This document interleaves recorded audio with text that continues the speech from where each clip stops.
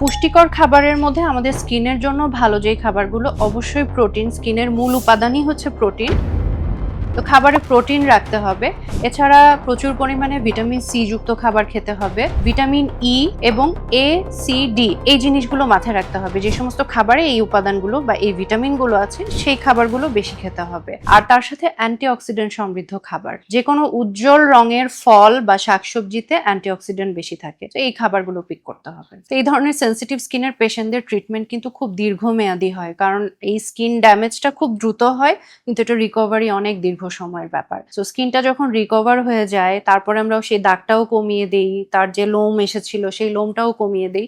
তো যখন patient recover করে তখন তার ট্রান্সফরমেশনটা দেখার মতো থাকে এবং পেশেন্টরা তখন অনেক তাদের কনফিডেন্সটা ফিরে পায় যে যেই ক্ষতিটা তার স্কিনে হয়েছিল সেটা ফিরে আসে। এরকম অনেক কেসেস আমার কাছে আছে, আমার পেশেন্ট আছে এরকম, যাদেরকে আমি ট্রিট করে এতটুকু পর্যায়ে এনে দিতে পেরেছি।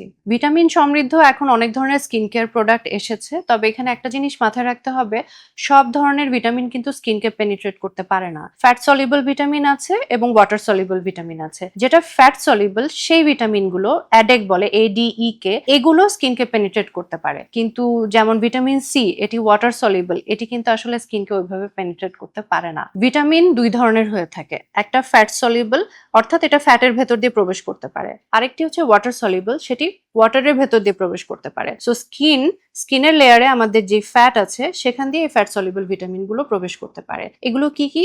ADE, K। আর ওয়াটার সলিবল ভিটামিন হচ্ছে ভিটামিন সি। সুতরাং এটা সরাসরি আমাদের স্কিনের ভেতর দিয়ে আসলে প্রবেশ করতে পারে না।